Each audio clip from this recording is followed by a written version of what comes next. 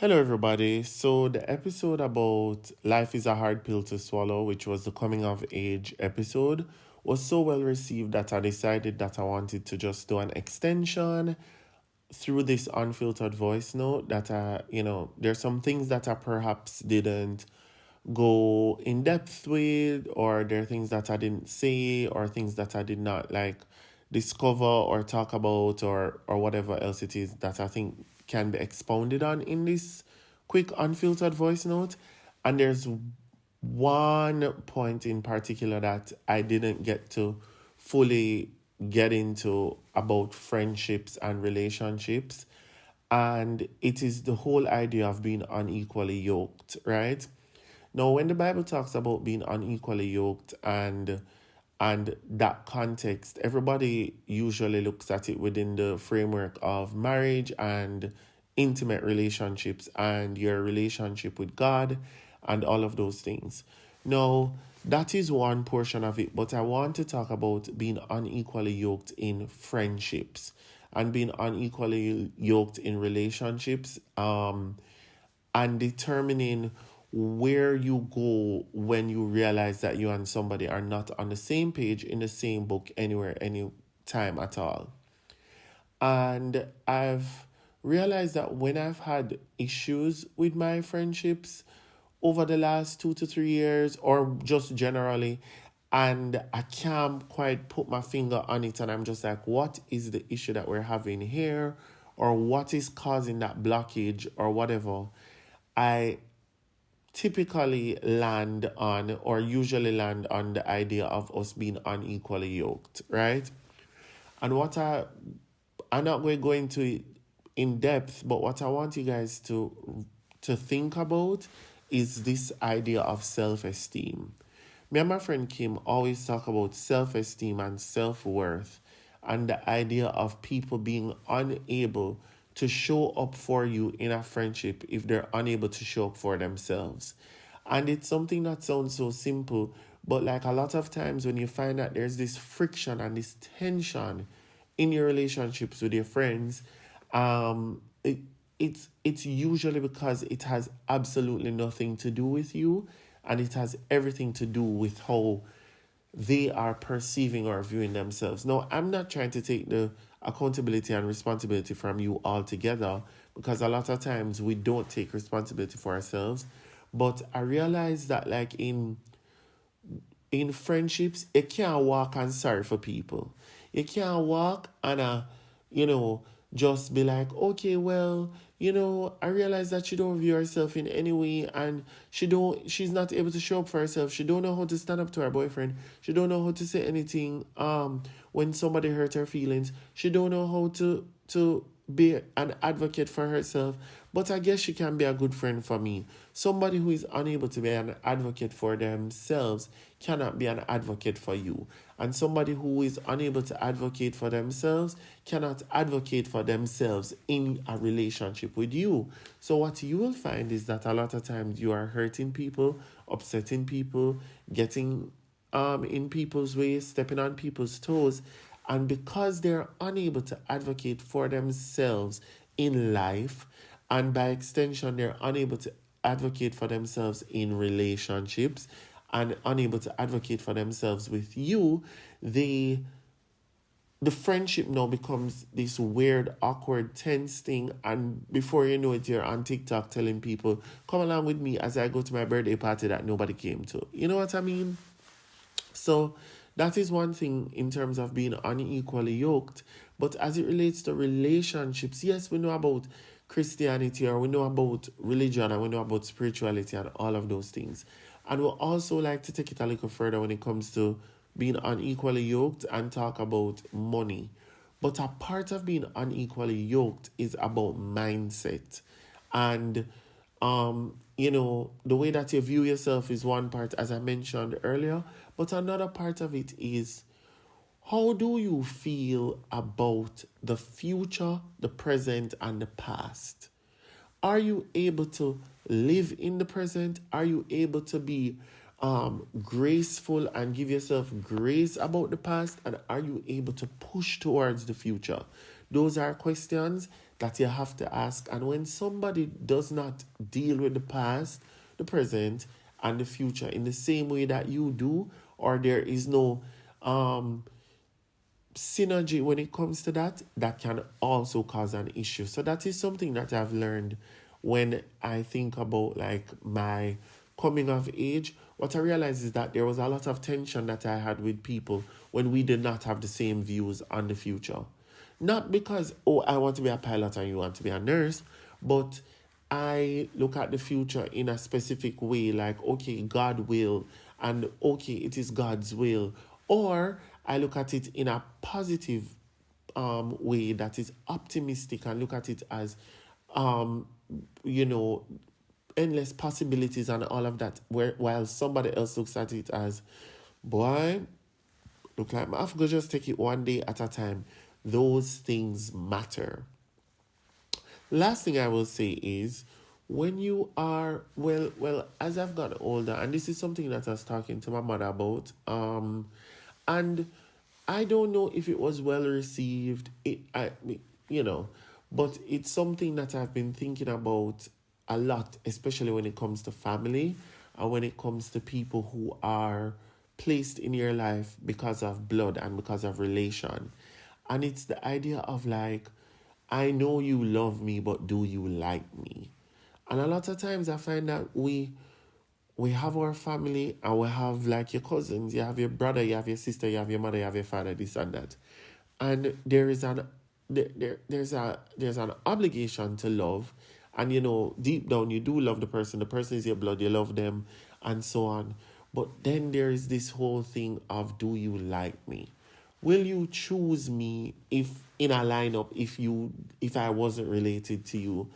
And I think that what I've learned as I've gotten older is that a lot of times we are caught up in wanting to, like, we blur the lines, right? A lot of things that people do for us or family does for us, it is absolutely out of love.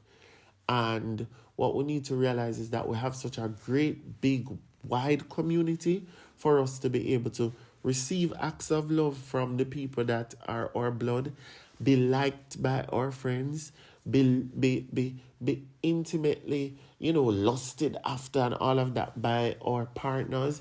But like all of that is supposed to come together to form a beautiful life. So I'm not saying that your friends and your family are not supposed to love like you. But what I'm saying is that you don't need to look for like, love, this, that, all of those things in one place, because it can be spread up around, you know? That's kind of how I feel about it. But the last thing I want to do is actually, I want to read a journal entry that I made in August 2021. Now, I told you guys in the episode that I'm big on journal entries, but sometimes I feel like I just forget. So I kind of wanted to look at this one. And this one is from August 25, 2021. That is basically 4 years ago. And it said, everything made beautiful in time. Now, I'm being very open and honest by reading a journal entry, but I think that it will also like put a beautiful bow on the conversation about coming of age and things happening and life transforming as you get older. Because this is 4 years ago, and I said, everything made beautiful in time. Today was the finale of The Social House, and I honestly feel so, so, so good. I feel like we ended on a good note, and I can honestly say and truly say that I am effing proud of myself. I am also feeling a lot much better as the days progress, and I also looked great. Today is one of those days I don't have a lot to pour out of my heart, but I have a lot that I'm grateful for. You know what? I'm grateful for my style and my vision for a clean, well-executed image and brand for The Social House. I'm grateful for this opportunity. It is opening doors for me, big doors, and I am looking forward to it. Grateful for my friends. God knows that I've been down on them about the show and I've been super insecure, and I'm happy that they gave me emotional support. I'm grateful for the people who support me on YouTube and otherwise. Truly, I am grateful for God. God, thank you. Everything made beautiful in time. And it's, you hear the dog? You hear the dog them? Me not have the dog, I'm end up at ear dog back. Anyway, it was interesting to me to read that because that year, Social House was, it felt like the beginning and end of my life. Like I was like, boy, so hard on myself. The dogs. Anyway, I was so hard on myself because I was just like, you know, boy, this is the first time I'm hosting something like this. A lot of people said that other people should have hosted it. And I was like, you know what? I'm going to give it my best shot. And when I think about having a podcast now, a podcast that is growing and doing well and that I'm proud of and all of that, I look at myself and I'm just like, yo, the person who was sitting on there typing that at that time, who was like, oh my God, this is so hard. Oh my God, I'm so proud of myself. That person would not even imagine that I would be doing such a good job now at this, right?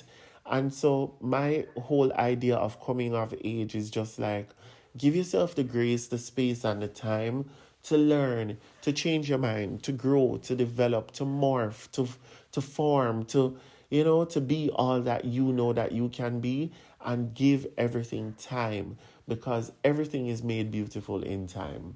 So, yeah, take the time to grow, take the time, put in your 10,000 hours, you know, um, sit at the feet of those who know more, you know, do the research, watch the shows, read the articles, do the Google, do the courses, all of those things, because you're going to look back on your journal articles 3 years from now and be like, wow, I can't believe that is what I was so worried about. If they call me to host Social House now, I would approach it in such a different way because of my experience.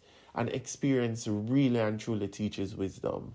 So yeah, like I just want you guys to think about how you go into your workspaces, think about how you go into all of these experiences, and make sure that you know that in this moment you are doing what you need to do for this moment, and all you need to focus on is this moment, and allow God to just take care of the rest. So yeah, um that's it for me. Oh, one more thing. Remember how I was talking about being unequally yoked and self-esteem and friendship and all of that? If you are truly somebody who has a high self-esteem and you are growing in loving yourself, you will become comfortable with making uncomfortable decisions, which also include not having certain people around you anymore. It's tough, but your future self will thank you for it. And if things change, you can always come back and say, hey, I have changed my mind, blah, blah, blah. But the hallmark of somebody in my mind that is strong in self and is somebody that has that self-esteem and is able to show up in their relationships is somebody who is decisive, knows what they need to do, and is willing to make those uncomfortable decisions. So I'm going to read a quote that I saw online. I'm going to read a quote to you guys, and then we're going to go. The quote says, hold on a second, I lost the quote. What could cause this? Hold on, I have it. The quote says, the more you love and respect yourself, the more you stay away from people who often belittle you, blame you, disrespect you, gaslight you, ghost you, invalidate you, irritate your soul, judge you, lower your vibe, manipulate you, project onto you, and trigger your mental health. I was just thinking about the whole fact that you know and your body knows when somebody is not good for you.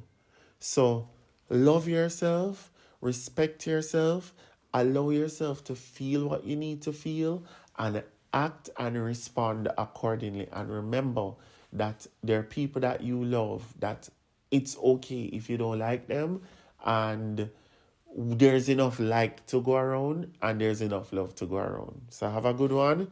Love you guys. Have a great week. Bye.